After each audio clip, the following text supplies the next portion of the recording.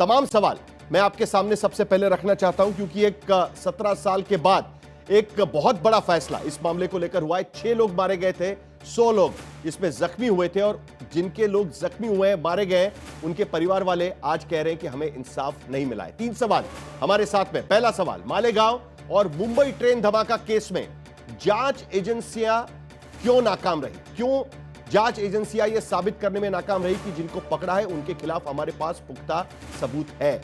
दूसरा सवाल, जो आरोप भारतीय जनता पार्टी बार बार लगा रही है कि क्या कांग्रेस सरकार ने वोट बैंक की राजनीति में हिंदू आतंकवाद का शब्द गढ़ा था? यह एटीएस ने शब्द नहीं निकाला था, लेकिन पॉलिटिकल नेताओं ने, राजनीतिक नेताओं ने यह शब्द का इस्तेमाल किया, सैफरन टेरर। तो क्या यह राजनीति थी इसके पीछे? और तीसरा अहम सवाल, क्या मुंबई ट्रेन धमाका केस में जिस तरीके से महाराष्ट्र सरकार ने सुप्रीम कोर्ट में गुहार लगाई, उस फैसले पर स्टे लाया, क्या उसी तरीके से मालेगांव केस में एनआईए सरकार अपील करेगी, सुप्रीम कोर्ट या हाई कोर्ट जाएगी और इस फैसले पर स्टे लगाने की कोशिश करेगी? इन मुद्दों पर हम चर्चा करेंगे। उमा भारती कह रही है कि कांग्रेस सरकार ने वोट बैंक की राजनीति में हिंदू आतंकवाद शब्द गढ़ा था। एडवोकेट अर्शदीप, क्या आपको लगता है कि यह बात सही है? अर्शप्रीत जी, क्या यह बात सही है?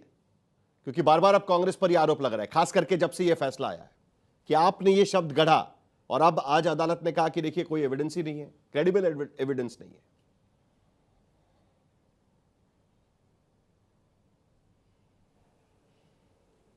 आप म्यूट पर है अर्शप्रीत, आप म्यूट पर है।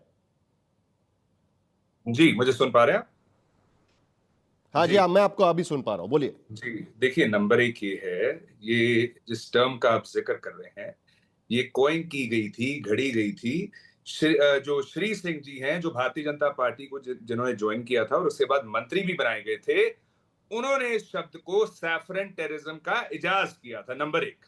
नंबर 2, ऑनरेबल कोर्ट ने कहा है कि टेररिज्म का कोई धर्म नहीं होता। और तीसरी बात ये है कि भारतीय जनता पार्टी इस चीज का जवाब दे। ये ऑर्डर को वेलकम कर रहे हैं साहब, जबकि भारतीय जनता पार्टी को तो कहना चाहिए कि हम इस ऑर्डर को चैलेंज करेंगे।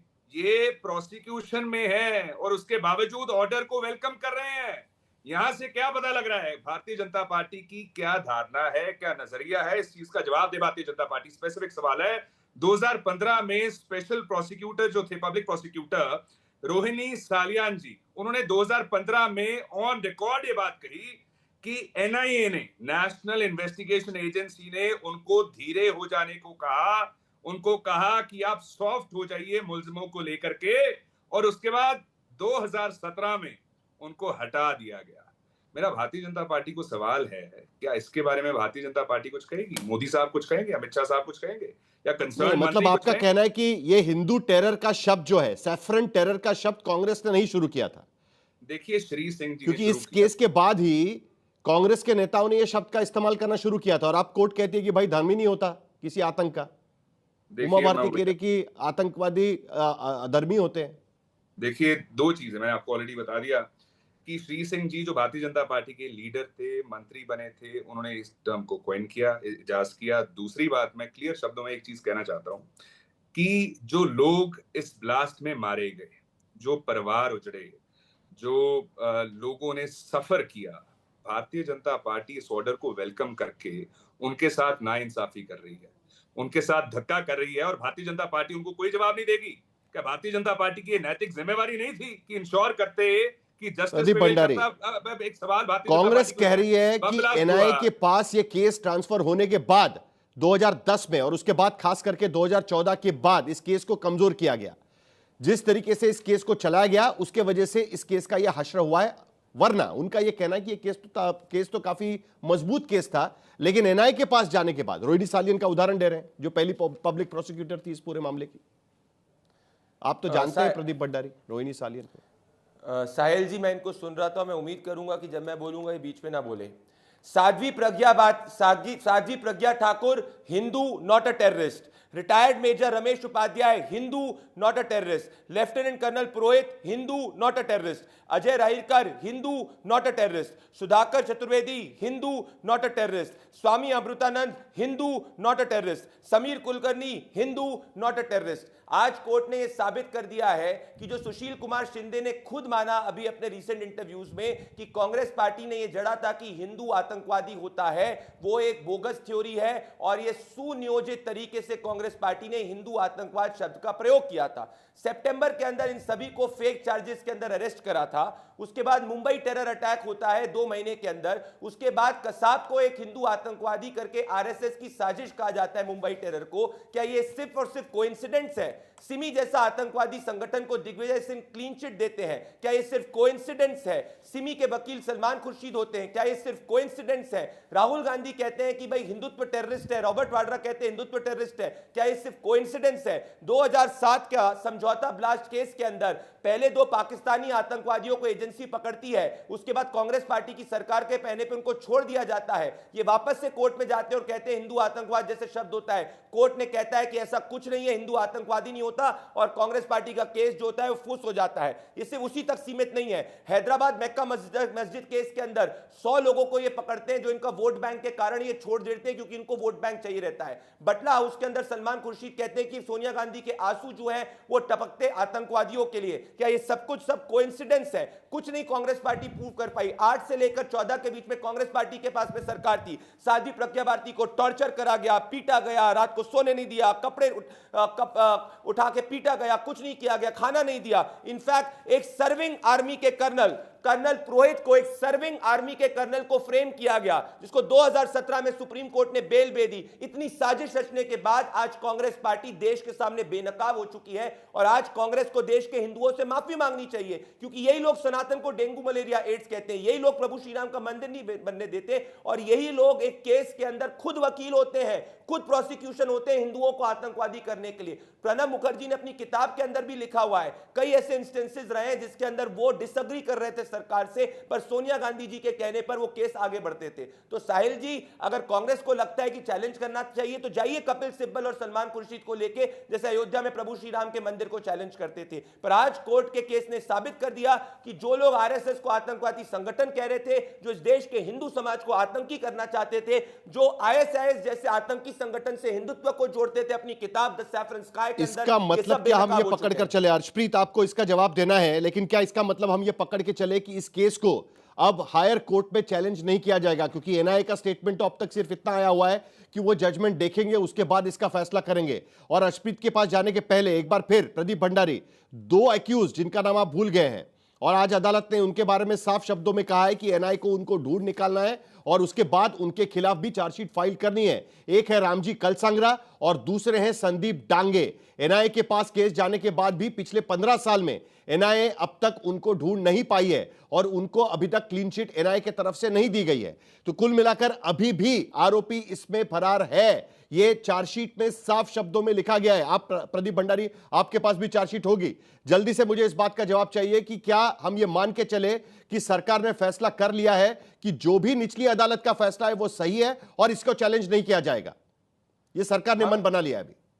हम 2008 से ये कहते हुए आए हैं कि हिंदू आतंकवाद जैसा कोई शब्द नहीं होता, परंतु ये जरूर कांग्रेस के नेताओं की जांच होनी चाहिए, कांग्रेस के नेताओं की जांच होनी चाहिए। प्रदीप भंडारी, इस बात को मैं मानता हूं, नहीं मैं तो कह रहा हूं जांच प्रदीप भंडारी, इस बात को मैं मानता हूं कि जिन्होंने फर्जी, नहीं प्रदीप भंडारी, मैं इस बात को मानता हूं, प्रदीप भंडारी, इस बात को मैं मानता हूं कि किसी भी आतंकवाद के साथ धर्म का नाम नहीं जोड़ा जाना चाहिए।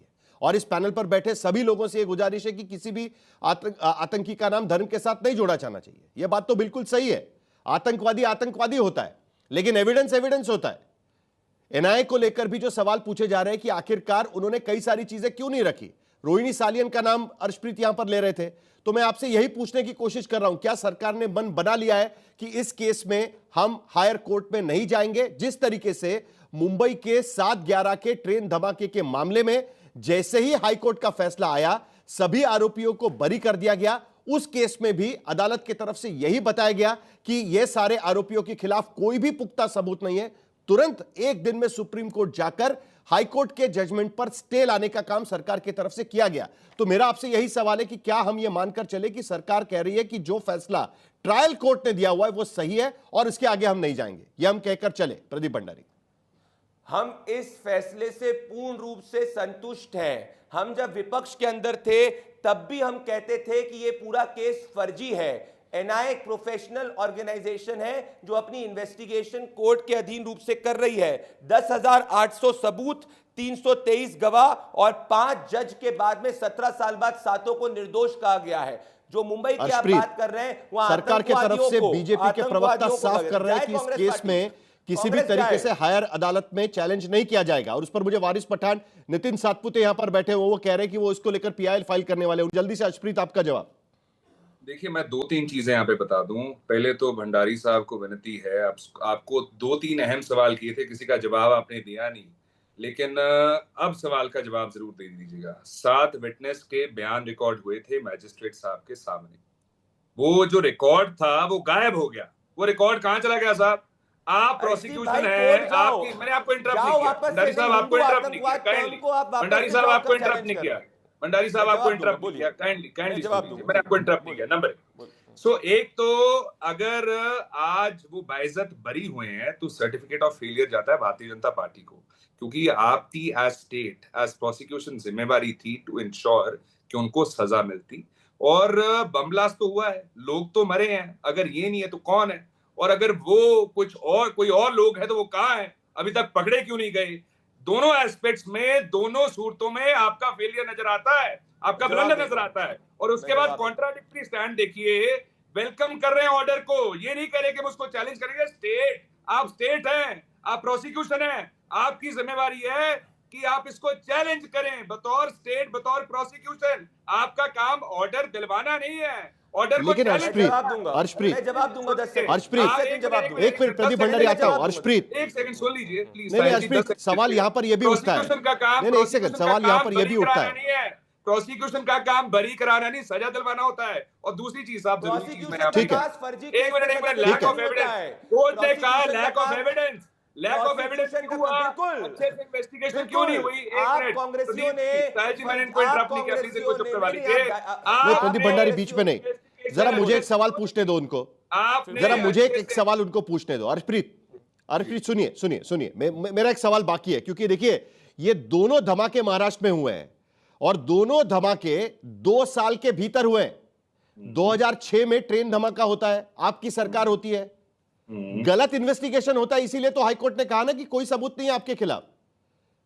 तो आपने एक तरफ ऐसे लोगों को पकड़ा कि जो ट्रेन धमाके में पकड़े गए, जिनको ट्रायल कोर्ट से सजा मिली, लेकिन हाईकोर्ट ने कहा कि भाई ये पूरा मेडअप एविडेंस नजर आ रहा है, इसका कोई मतलब ही नहीं है। और दूसरी तरफ जब दूसरे लोग पकड़े गए तो वो केस आप अदालत के सामने खड़ा ही नहीं कर पाए। 2008 से लेकर 2014 तक 6 साल आपके पास थे, आपकी सरकार थी उस वक्त।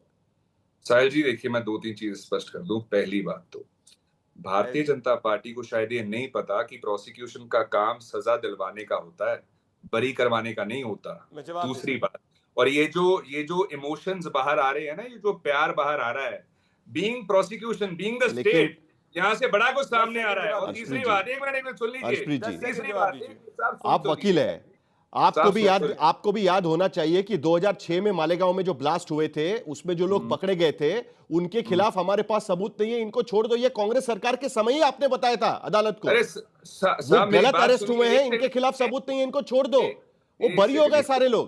एक सेकंड, पहली बात तो भारतीय जनता पार्टी ने क्यों नहीं इंश्योर किया? अगर कुछ ऐसा था तो सप्लीमेंट्री चालान पेश कर सकते थे। It could have been presented at any stage. एक मिनट, 319 की एप्लीकेशन लगा करके किसी को भी तलब करवा सकते थे, किसी को भी समन करवा सकते थे, ना कोई 319 की अर्जी लगाई। और तीसरी बात, भारतीय जनता पार्टी इस चीज का जवाब दे, अगर कोर्ट कह रही है कि लैक ऑफ एविडेंस है, अच्छे से इन्वेस्टिगेशन नहीं हुई, तो भारतीय जनता पार्टी का फेलियर नजर आएगा। और क्या नजर आएगा भारतीय जनता पार्टी बताए? चलिए मैं जल्दी से प्रदीप भंडारी आपके पास आने के पहले 26 नवंबर 2008 को, अर्शप्रीत सुनिए जरा एक सेकंड सुनिए प्रदीप भंडारी। 26 नवंबर 2008 को जब मुंबई में टेरर अटैक हुआ था, वो टेरर अटैक शुरू होने के 1 घंटे पहले मैंने एटीएस के चीफ हेमंत करकरे के साथ बातचीत की थी, मुंबई में की थी, और तब उन्हें पूछा था कि आपके पास सबूत क्या है। और तब वो पूरी तरीके से टेंस थे, क्योंकि उनके खिलाफ शिवसेना और भारतीय जनता पार्टी ने आंदोलन छेड़ रखा था। हेमंत करकरे ने 2008 को 26 नवंबर 2008 को मुंबई टेरर अटैक शुरू होने के पहले क्या बोला था, जल्दी से सुन लेते हैं, उसके बाद प्रदीप भंडारी मुझे आपके पास आना है। जल्दी से करकरे ने क्या कहा था सुन लेते। करकरे साहब, 11 आरोपियों की गिरफ्तारी हो चुकी है, लेकिन जिस तरीके से बार बार आरोप एटीएस पर लग रहे हैं, उन आरोपों के बारे में आपका क्या? देखिए, कोर्ट में आरोप लगाए हैं, हमने आरोप सीरियसली लेके जो भी हमारा कहना है हम कोर्ट के सामने रखेंगे। आरोप सही तो नहीं है, लेकिन जो उन्होंने कहा है उसका फैक्चुअल पोजीशन जो है वो हम कोर्ट के सामने रखेंगे। जब से पहली गिरफ्तारी हुई है, 23 अक्टूबर को पहली गिरफ्तारी हुई, उसके बाद जिस तरीके से बार बार ये कहा गया कि जानबूझकर गिरफ्तारी की जा रही है, कोई प्रेशर है एटीएस पर, 100 के तहत की जा रही है, क्या इन आरोपों का जवाब देने के लिए क्या आपने तैयारी करके रखी हुई है? क्या आपको लगता है कि ये तो मैं बिल्कुल साफ कहता हूँ, एटीएस पे किसी भी ऑफिसर पे जरा भी प्रेशर नहीं है, किसी का प्रेशर नहीं है। हम पूरा प्रोफेशनल तरीके से काम कर रहे हैं, कानून के मुताबिक काम कर रहे हैं और हमेशा जो स्टेप ली है वो पूरे कानून के दायरे पे ली है, अवेलेबल एविडेंस पे ली है। जब एक एविडेंस अवेलेबल हुआ है, सिर्फ एक ही पॉइंट पे नहीं, तो जब तक कुछ कॉरोबोरेशन नहीं मिला है, कुछ वेरिफिकेशन नहीं हुआ है, तब तक हमने आगे की स्टेप नहीं ली है। लेकिन जो चीज़ें बार बार आती गई कि आरएसएस के लोगों पर शिकंजा कसने की कोशिश है, कुछ इन लोगों ने बाकी सारी जो साजिशें की थी उसके बारे में जो खबरें आती गई, क्या उसके बारे में क्या आप कुछ कहना चाहेंगे? देखिए, ये ऐसा कहना, किसी संगठन पे उंगली उठाना, ये गलत है। हमने जो आरोपी, जो सस्पेक्ट्स है, जिनके खिलाफ एविडेंस अवेलेबल है, उनको हमने पिकअप किया है। उस बीच कई सारी चीज़ें आपको मिली, लेकिन नहीं, किस संगठन से जुड़े हैं, क्या है, इसका हमने ना तो इंक्वायरी किया है, ना तो वो जरूरी है। ये कहना गलत होगा कि किसी संगठन का हाथ है या नहीं है, क्योंकि हमने उसकी तरफ देखा ही नहीं है। हम सिर्फ सस्पेक्ट की तरफ देख रहे हैं, हम एविडेंस की तरफ देख रहे हैं। आपके पास क्या पुख्ता सबूत है? आप कह सकते हैं कि अगर कल कोर्ट ऑफ लॉ के सामने आपको साबित करना पड़े तो आप पूरे इसके साथ साबित कर पाएंगे इन सारी चीज़ें? हमने जो भी कार्रवाई की है, अरेस्ट की हो या इंक्वायरी की हो, वो हर कार्रवाई एविडेंस के आधार पे की है। ये एविडेंस कोर्ट के सामने रखेंगे और कोर्ट इनको एग्जामिन करके जो भी प्रमाण सही रहेगा उसके अनुसार न्याय करेगी। सर, एक आखिरी सवाल है कि 2 आरोपी अभी भी फरार हैं, क्या उनको फरार घोषित किया गया है? उसके बारे में कुछ जांच शुरू कर दी गई है कि कुछ लोगों की तलाश आपकी अभी भी जारी है? The process is on. कब तक ये मामला पूरा सॉल्व होने की उम्मीद आपको लगती है? कब तक आप पूरी साजिश की गुत्थी सुलझा के मीडिया के सामने रख सकेंगे, ऐसा आपको लगता है, या देश के सामने? कानून हमें ऑर्डिनरी 90 दिन देता है, मौका हमें तो 180 दिन मिलते हैं। मुझे पूरी उम्मीद है कि कानून ने जो हमें समय दिया है उसके पहले ही हम ये गुत्थी सुलझा पाएंगे। इस इंटरव्यू के 2 घंटे के बाद, करीब 2 या 2.5 घंटे के बाद, हेमंत करकरे कसाब की गोलियों का शिकार हुए थे। ये जस्ट 2 घंटे पहले मैंने किया हुआ इंटरव्यू था। प्रदीप भंडारी, जल्दी से आपका जवाब, उसके बाद रतन शारदा के पास मुझे जाना है। साहिल जी, प्रोसिक्यूशन का काम निर्दोषों को सजा दिलाना नहीं होता है। प्रोसिक्यूशन का काम सही एक्यूज को सजा दिलाना होता है। कांग्रेस पार्टी का ये पूरा केस इतना फर्जी था, पंचनामा गलत बनाया गया था। अरे भाई, बीच में मत बोलो, बीच में बोलो मत, बीच में मत बोलो, बीच में मत बोलो, बीच में मत बोलो। साहिल जी, मैं इनके बीच में नहीं बोल रहा था। अरे ये नहीं, बीच में नहीं, हर्षप्रीत जी बीच में नहीं, प्लीज। देखिए, प्लीज बीच में नहीं, प्लीज बीच में नहीं, मैं जवाब दे रहा हूँ, बीच में नहीं, मैं जवाब दे रहा हूँ। वेलकम कर रहे हैं।